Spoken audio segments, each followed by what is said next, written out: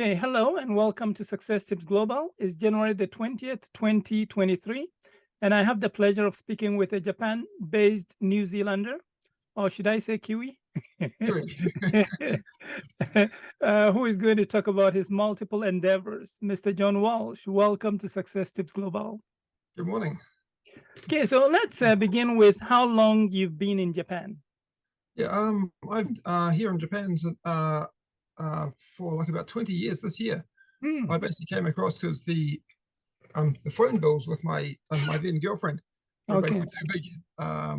Yeah, and we started calling each other between Auckland and New Zealand and Tokyo, and the phone bills just sort of became too high, and so we thought, right, yeah, one of us should move. Yeah, right. Yeah, it actually got to the point where her monthly phone bill could have bought a one-way plane ticket between the two countries. That was crazy stuff. So I moved. And that was it. So when you were in New Zealand, what were you doing? IT. I was basically working for some of the country's largest IT companies as like a data analyst, and yeah, and basically processing companies' sales figures to find out what they were doing. And yeah, so that was like about 10 years, and then I went to England, to the UK, and worked there for about 2 years for a major production company called Filofax. They basically make these Filofax diaries, and I was a like production planner there in their factory, helping their factory to basically meet their production targets. So that was all office work and using computers the whole time. Okay. Well, I thought writing was your primary talent, but it looks like you have many other talents. Yeah. Yeah. I basically got 2 careers here. And the first one's writing and corporate communications, and the second one is a relatively new one that came up 10 years ago, urban farming. Okay. So let's take them one by one. So talk a little bit about how you started the writing business in Japan. Yeah.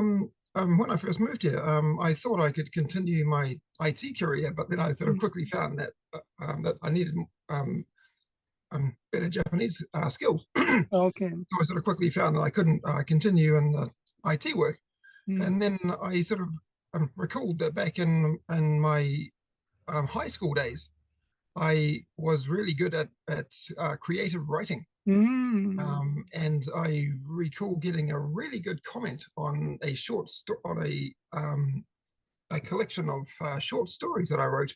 Okay. Probably about 1985 when I was going back at school, and I got a really good comment from my teacher. Okay. That I've still got the short story collection back in Auckland. And that one comment from my teacher just it inspired me. It just made me think, man, I can actually write, and my teacher likes what my stories. Right. And that was like 1985, and I recalled that when I moved here and I was looking for work, and then thought, okay, maybe I can write. So I got a job with as a proofreader at a bilingual Japanese English magazine here, Hiragana Times. I was just a part-time proofreader for them in the afternoons, and then I told my boss that I can write articles. So he said, "Oh, do you want to write?" So I said, "Okay." And then I became the main writer for I think I was working for them for 8 or 9 years, and interviewed hundreds of people in Tokyo and around the country. That was fantastic. Yeah, really good fun. So how did you decide then to go on your own? I was basically picking up so much freelance work. Because when I was working for Hiragana Times magazine, I sort of came to realize there's very clear restrictions when you're working for a magazine. And the first restriction is the number of pages that they publish. And this magazine, they were publishing about 40 pages a month. And in those 40 pages, there might have been like 5 articles. So that was another limit, 5 articles. If I was working for a much larger magazine that had 200 pages, there would have been more opportunity to write more articles, but simply because of how many pages the magazine had and how often it was published, which was once every month. I sort of really noticed there was these restrictions on how much I could do and how much I could get paid. So then I started looking for other magazines, and I finished up as a freelance writer for about 6 or so different magazines Oh, okay. at almost the same time. It was really wild stuff. And I was Right. just writing all these articles for different magazines. Mm, And that was wonderful. It was really good fun. I just I just expanded what I was doing in one magazine and did it for more. That was really good fun. Okay, so let's talk about the business startup itself. Did you register the business immediately, or did that come later? I don't have a registered business. I'm basically running my own. I've set up a business. Not quite sure what you call it. And basically company name, logo, and all that. And I operate everything under my business name, Business Pro, but it's not a registered business. Right. Okay, I understand. Yeah. Okay, so what types of clients did you begin to work with for the writing? Yeah. Oh, writing. And basically, I sort of quickly realized that in order to make a decent income, I would need to be writing for businesses. Because businesses mainly have money. If they don't, they won't have much business themselves. Yeah, so I sort of quickly realized that businesses are a good target to, in terms of like producing articles and writing services, for example, proofreading, editing, and writing press releases, case studies, that kind of thing, and basically corporate communications. And I read an article in a magazine many years ago that was all about the potential of corporate communications, where you become a writer for a company, and there's potential to write like articles and business newsletters and press releases and website text and all this. And I was just blown away. I thought, wow, if I was doing that just for one company, what if I was doing it for 10 companies? And so I just started getting in touch with company managers in Tokyo, starting with my friends and saying, oh, hey, would you like an article written about your company that you could put onto the internet and use as part of your corporate communications? And that just expanded. And in the last 20 years, I've written and had about 500 or so articles published, 14 cover stories. It just goes on and on. Yeah, and you've dealt with some really big companies too. Yeah, I've written for Nissan. I've done editing for Toyota, Mitsubishi, Toshiba, Komatsu, Konica Minolta. Yeah, a whole lot of big companies. Yeah, it's been really interesting, very interesting. Great. Okay, so now lately you've been doing sustainability, green business, urban farming. Urban farming. How did that idea come up? Oh, it wasn't my idea at all. It had nothing to do with me. It had everything to do with the Tohoku earthquake. Yes, 2011, March the 11th. Yeah. When that hit, I was working in Tokyo on the 6th floor of an office building, and when the earthquake struck, I just looked around the office, and I'd never seen my workmates so scared. Never seen them so scared. And considering Japan has earthquakes pretty much every day, even though we don't really feel most of them, that was a shock. And it was it was one of the largest shocks I've ever had. Just everything was moving. And and then there was all of the news on the TV of certain towns up north. There's one or two, I forget the names. They looked like they had just been wiped off the map.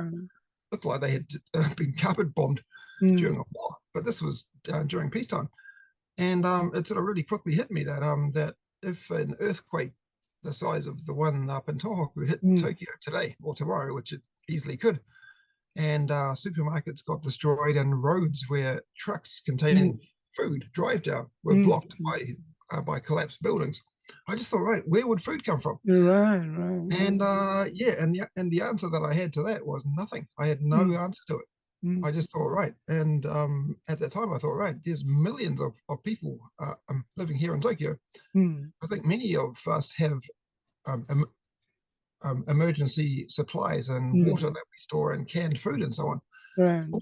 All of that would probably run out in 1 week. And then you would have millions of people with no food and no water.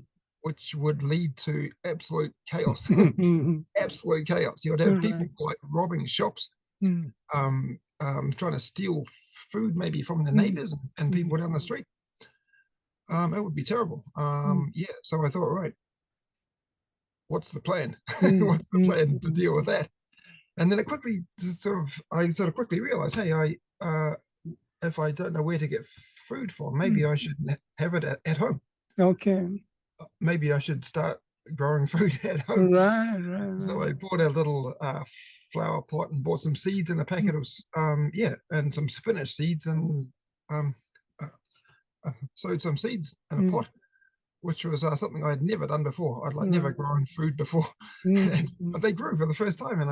And like a month later, I had some spinach leaves, and I was just like, wow, this is magic, amazing stuff. So I bought some more pots and some more seeds, and in about 2 months' time, I had a small back garden. Wow. And that just blew me away. And then my wife said, why don't you rent a community garden plot? Okay. And the town that we live in here in North Tokyo is 35 community gardens. We're really lucky. So I just rented a plot, 15 square meters, which is only slightly larger than one standard car parking space. Okay.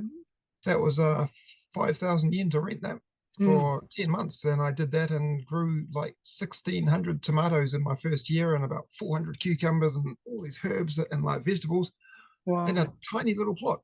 And I wasn't doing much. It was nature. I was just basically watering the plants and sowing seeds.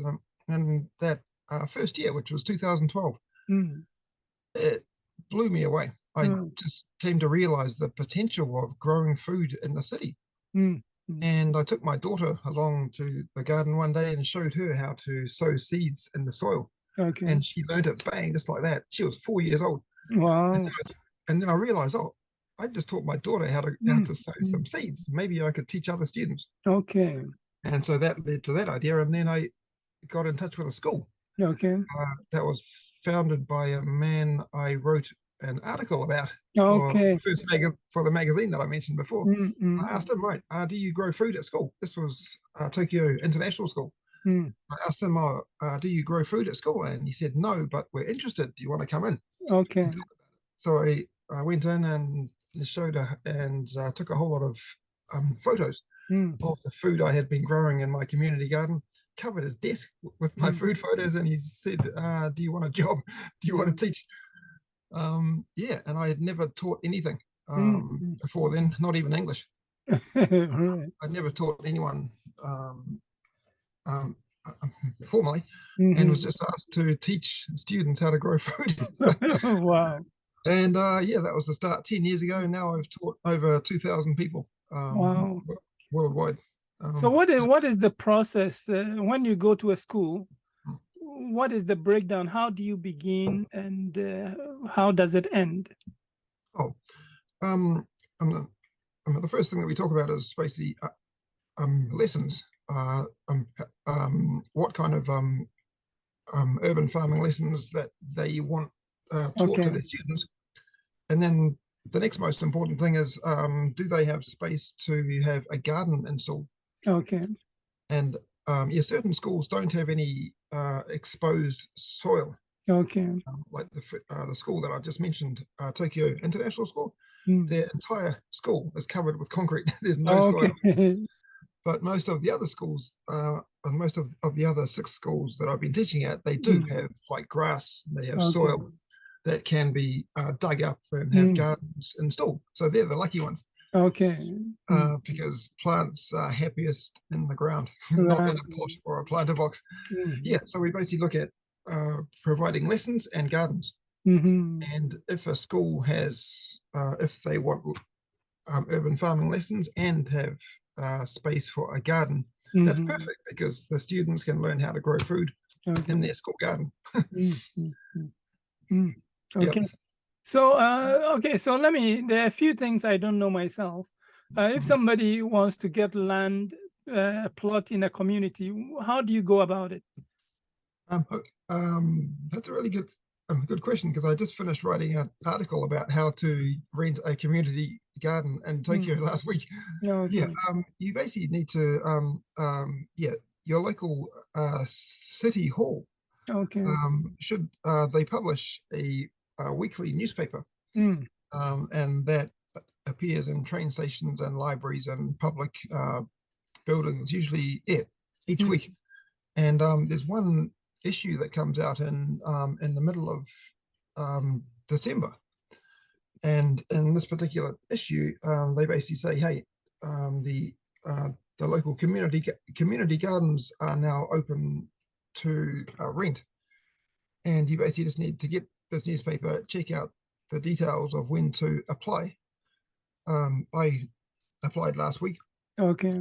At my local city office, and you basically just sort of fill in the application form, and then it's then the community garden plots are allocated by lottery. They have like a lottery where they just choose numbers.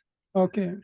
The people with the winning numbers send a postcard, and you're basically told, right, can you come back in, bring your ID, bring 5,500 yen. Okay. And you'll be granted permission to run a community garden plot for 10 months, from March until January 31st the following year. Okay. For 5,500 yen, which is virtually nothing. That's pretty good.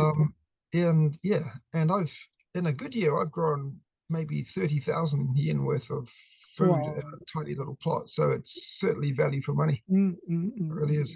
Yeah. So it's all done through the local city office. And just a note, if people are interested in renting a community garden, they should go to the city office as soon as possible. Because the lottery hasn't. This lottery that I mentioned, at least here in Tokyo, I don't think it's happened yet. But it should be on the 10th of next month, 10th of February. So there's still time. Yeah. That's when the numbers are released. That's when the winners are told. Yeah. Okay. So there's still time. What about seeds? I wouldn't even know where to find vegetable seeds. Where do you buy them? Normally home stores, large home stores here in Tokyo, and home stores around the country, garden centers, and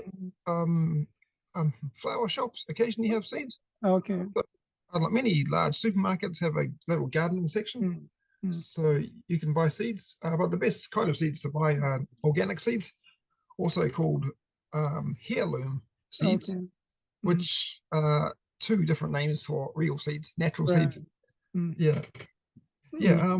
these tiny little seeds, I've been teaching at a new school client this week, St. Mary's International School. These tiny little seeds, I was basically telling students that pretty much everything important in life comes from seeds. We get food, we get juice, we get drinks, we get tea and coffee, we get paper, and we get cotton, comes from plants, which produces clothes, the clothes that we wear, and trees produce oxygen that we breathe. And all of these things come from tiny seeds. They're amazing, absolutely amazing things. So how many schools are you involved with now? 6 last year. There's been a big increase in work in the last 3 years, because from 2012 until 2019, I think it was, I was just working, just teaching at one school every season for the first 7 years. And 2 years ago, I picked up two new schools. So I was teaching at 3 schools. Then last year, that number doubled up to 6 schools. Wow! And I took on a partner to help me teach, because I couldn't do it all myself. So my partner and I, we've now been teaching mostly together at 6 different schools last year. And there's been some really good news. 3 of those schools have integrated my urban farming training into their curriculum. Oh, wow. I think mainly through their science curriculum, because plants and gardening is basically plant biology, which is part of science. So that's one way that they're doing it, basically stopping one science class and inserting an urban farming lesson in that time. Yeah. So you mentioned international schools. What about the Japanese schools? Yep. Have they been interested at all? Yeah. That's my they're my next target. But they're kind of one step ahead. Japanese elementary schools. I'm not sure whether you know, but Japanese elementary schools, they all teach students how to grow 3 plants: Okay. tomatoes, sunflowers, and morning glory, otherwise called asagao. Okay. So I think it's all grade 1 students who go to Japanese elementary schools. They learn how to grow 3 plants, Okay. and then their gardening training stops. It just stops. It stops. And when I learned that, because both of my wife and myself, both of my wife and my kids, they both gone through Japanese elementary schools. They both learned how to grow those 3 plants, which I was really impressed with, because when I was going to school, there was nothing like that. We didn't learn how to grow anything at all. And looking back, that makes me a little bit sad, because I wish I had learned how to grow food when I was going to school. But here it's good. But like I said, after students in Japanese elementary schools learn how to grow those 3 plants, their gardening trainings just stops, and that made me think, like, why did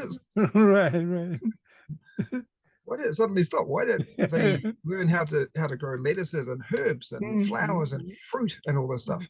Because the procedure to plant a strawberry plant or a spinach is exactly the same. It's exactly the same. Yeah. You seeds. You just got to sow seeds, and that procedure, which is really easy, it can basically grow anything. So do you teach how to? Do they use any chemicals to grow these plants? No. Okay. That I'm really clear. When I talk to schools about my programs, no added chemicals. Students use no sprays at all. No like chemical sprays.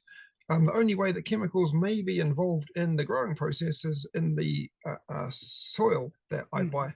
If soil contains some kind of artificial fertilizer, that's where chemicals may be. But I try to always buy organic soil, so that there's no chemicals in the soil, and we don't spray chemicals. So hopefully the food will be totally fresh and healthy and natural, which is interesting, because natural food grown without chemicals is exactly how humankind has been growing food for thousands of years.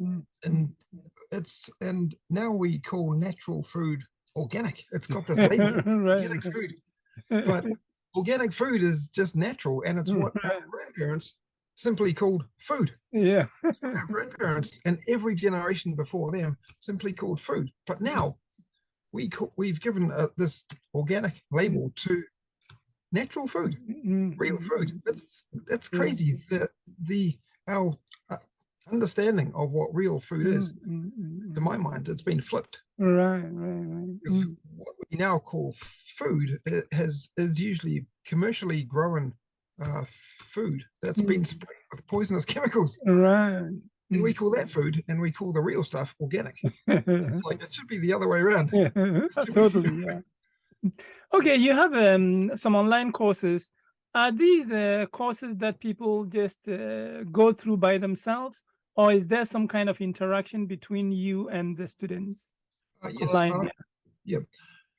Like about 2 years ago, I launched 5 online urban farming training courses, and they're hosted by myself, so it's all online. Totally interactive. This week or next week, I'm going to be launching a formal 10-lesson online urban farming program, which covers all of the important skills from sowing seeds and transplanting seedlings to how to set up rooftop gardens, vertical farming, hydroponics, how to grow food pretty much anywhere. I'm going to be launching a 10-lesson online urban farming program, and basically expanding my services outside Tokyo, outside to different parts of Japan and all around the world, worldwide. Yep. Okay. Does it include illustrations or videos for people to actually see some of the? Yes. most of these lessons, they have a very comprehensive PowerPoint presentation, so people can see exactly how to sow seeds, exactly how to transplant plants, and exactly what kind of soil to buy and that kind of thing. It's all really practical, and my lesson provide information that people can use to basically go shopping and purchase exactly what they need and start growing food the next day. Yeah. Yeah. Go ahead. If you. Oh yeah. One of the good things about what I do is that it's so practical. There's really like no theory. It's all information and skills that we can start using basically straight away, same day. Yeah. Okay. And then you have seminars and workshops. Who attends these seminars and workshops? Oh, and basically I've been running urban farming seminars at schools and privately. I've been running some for the Tokyo American Club. Some years ago, I run seminars at schools, workshops, at schools for parents and staff. Because I'm sort of trying to reach the whole school community, not just teaching students, but also teaching staff and the mothers and fathers too, because we can all learn how to grow food. Absolutely. And whenever I'm asked to run a online or on-site workshop, I just plan with the host and we make that happen. Yep. COVID has been a bit of a problem. It's basically put everything online, but that's actually been really good because it's expanded the reach, because people anywhere can access training. I read about your experience with one of the big hotels in Tokyo. Can you talk about that a little bit? That was, I think it was 2018, the Grand Hyatt Tokyo, in Roppongi, Tokyo. Yeah. I was running a urban farming workshop just really sort of nearby them. I think it was, and it just so happened that the international marketing manager for the Grand Hyatt Tokyo was there, and one of the presentation slides that I showed was of a rooftop garden. That I helped to set up on top of a friend's office building in Tokyo. And the marketing manager for the hotel, she saw that, and it sparked an idea in her mind about having a garden outside at the hotel. So she came up after my presentation and we exchanged business cards and a meeting. And she basically asked if I could set up a organic garden at the hotel. Wow. So I did, with my partner then. We basically built 4 raised gardens and bought some beautiful terracotta pots and set up a small garden right outside the main window of their main restaurant, the French kitchen. And the chef wanted it so that he could basically grow his own food and pick it and then put it on plates and tell the customers that this salad that you are going to eat, it came from out there. Incredible. Came from the hotel garden. And the hotel wanted the garden for marketing purposes, so that they can say, yeah, we've got a organic garden on site. Yeah, and I think that's going to take off. I've had some very positive communications with embassies, because most of the embassies have a chef who works on site and cooks for the ambassadors' family. And the embassy chefs that I've been talking to, they all want gardens on site. So they can basically grow their own food and pick it, and it'll be super fresh. Yeah, so that's great. Yeah. So what I'm basically doing, there are a few concepts I read that I want to ask you about. What is go deep and go wide? Go deep and go wide is basically my marketing strategy. Okay. So go wide basically means to promote urban farming to as many different sectors in society as possible. For example, schools, companies, private individuals, elderly people, young people, and then go deep. I forget exactly what that means, but I think that basically means to contact different generations, Okay. talk to kids, talk to their parents, talk to Oh, grandparents. right. Because what I'm basically doing is it's nothing flash, it's nothing new. It's Right. just showing people how to grow food, which is something that people have been doing since the dawn of agriculture. Yeah. But But it's just we separated ourselves from it, right? So exactly.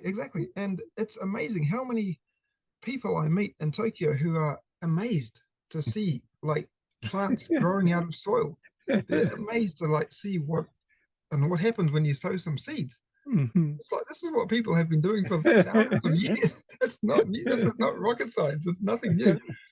But Okay, it's what amazing. about grow for food? Oh yeah. Grow for good. That is grow for good. Yeah. Grow for good. Grow for Okay. good is my community support strategy, Mm. and that's where I basically I work mainly with schools Mm. and install gardens at schools, Okay. and then get the agreement from the school management Mm. to donate some of the food that the students grow Okay. to a food bank here in Tokyo called Second Harvest Japan. Okay. It's the only food bank here in Tokyo. And so what I've basically been doing is the more schools that I've started working for, I've basically said, hey, let's get your students to grow food, not just for themselves, but Mm. for donating to Second Harvest Japan Food Bank, which Okay. gives it away free to homeless people, single mothers, and people who just need more Mm-hmm. more food. And when I mention this to schools, absolutely guaranteed they love it. Mm. Yeah. 100%. They think it's a fantastic idea because Mm. it's community. It's one more way that they can support their community. Right. But the catch is that the students are growing the food. Mm-hmm. They're learning to grow the food, Mm. and they're learning that it's not just for them. Yes. It's for others. Mm. So their focus is it turns from inside to thinking, Mm-hmm. oh, I can grow this strawberry from myself. I can Mm. grow these like lettuces for me or Mm. my classmates. Mm. The focus changes from getting them to think about what they can grow for themselves to Right. what they can grow for people that need it. Mm. So it's changing from thinking inside to thinking outside. Mm. And schools love it because, like I said, it can be added to their community Mm. support activities, and the food bank gets free fruit Mm. grown by students. So Yeah. it's a win-win. That's incredible. And so my plan with that is just to get more and more schools Mm-hmm. and businesses. I really want to find some businesses this year Okay. that will let me set up a garden on their rooftop Okay. that staff can use to grow food and Mm. also grow food to donate to Yeah. Second Harvest Japan Food Bank.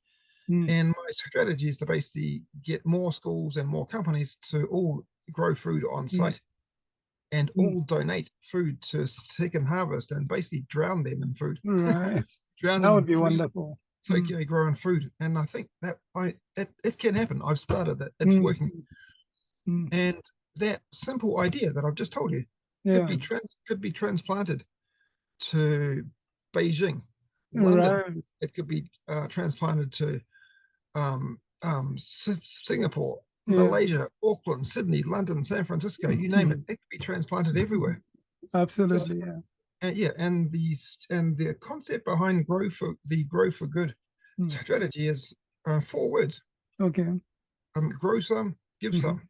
Mm. Grow some, give some. So basically, grow some food for yourself and Yes. give some. Right. Simple, Right. too simple. That's wonderful. Yeah. That's Easy to really remember too. Yeah. So you are doing so many things. How are you able to juggle all these different elements or activities? Yeah. so yeah. Okay. So the question was Oh, how you are able to juggle all these different activities that you're doing. yeah. It's sort of becoming more and more difficult. I'm sort of basically working part time for a technical translation company Okay. in the afternoons, but I've got the mornings free, and so I do all of my urban farming teaching during the mornings. Okay. I just started working for one school last week Okay. in January. This is like winter. It's really surprising Right. because I normally start my urban farming programs at the start of spring, which is Mm-hmm. March and April, when it becomes warm enough to grow food outside. Mm. Yeah, so I'm basically teaching urban farming during the mornings and working in an office in the afternoon. Full-time job. Okay.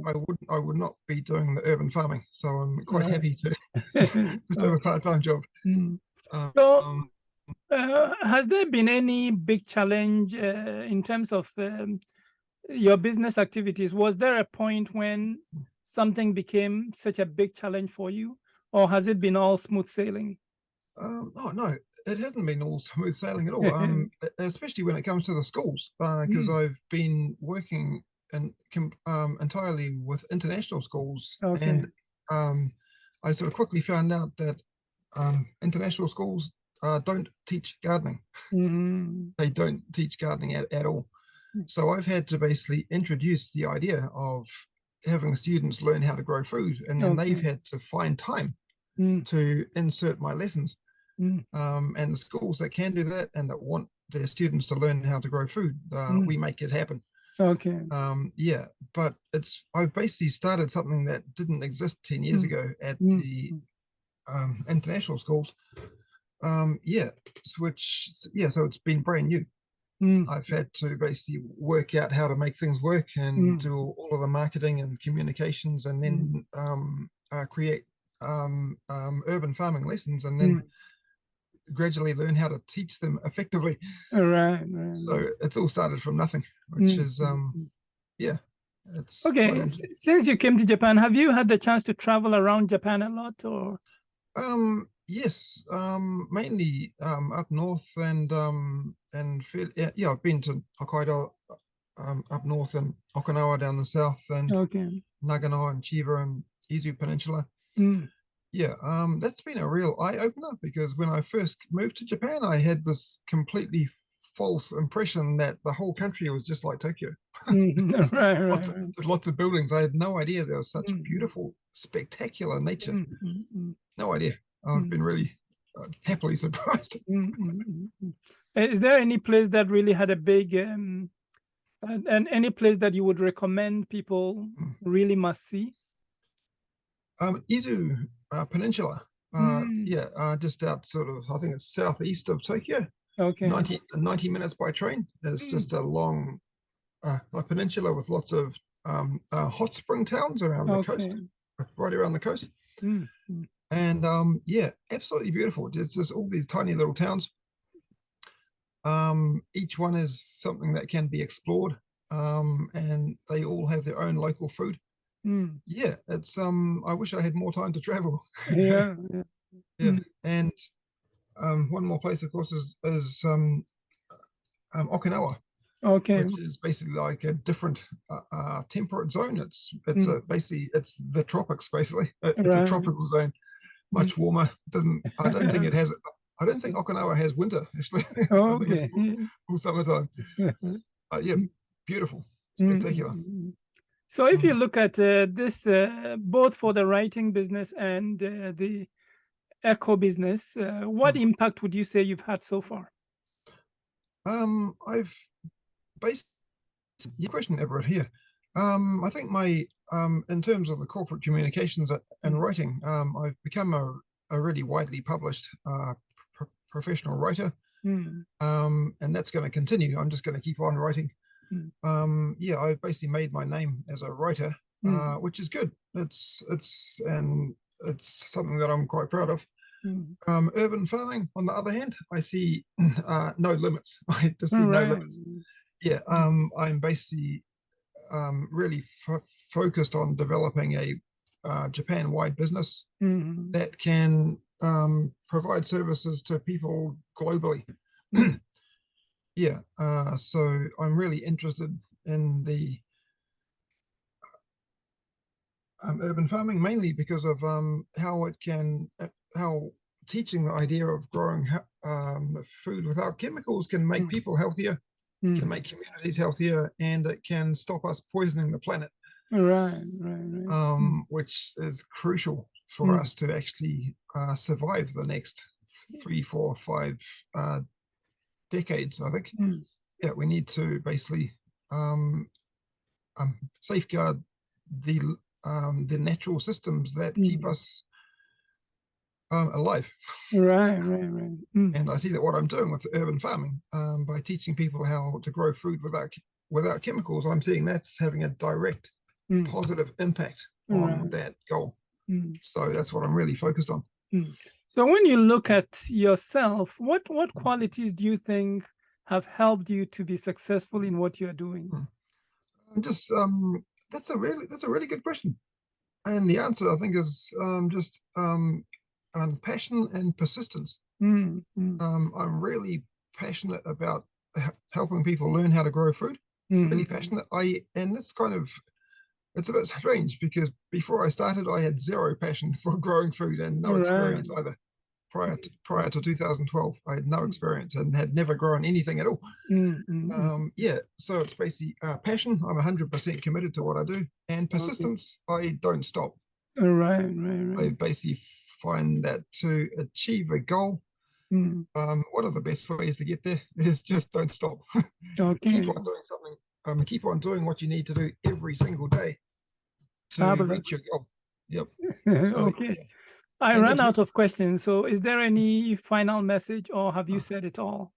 I said it all. I could talk for days about urban farming, trust me. Yeah, that's a good question. One thing that I would like to say is, just if anyone is interested in urban farming, you don't have to contact me. Don't have to contact me. I can help people who want to find out more from me, but all of the information that we need to grow food is on the internet or in books. And personally speaking, I've found that learning how to grow food has been absolutely life-changing. It's been the most positive thing I've done since marrying my wife. Yeah. And it will change your health, it will change your attitude, it will change your outlook, it will change everything. It's massive. And all it is sowing tiny little seeds into soil and watering them. It's that simple. That's amazing. I wish I think you've converted me. Oh, good. Yeah. Yeah, I just wish I had learned how. I had started growing food when I was a teenager. Yeah, I wish I had started doing this many years before I did actually start, which was 10 years ago. Absolutely. But yeah, it's wonderful. I highly recommend it. Thank you so very much. You've said a lot, and I think people are going to benefit from all this information. So once again, thank you so much. Yeah, thanks a lot for interviewing me. Have a great day. Okay, bye for now. Okay, yep, see ya. Bye-bye.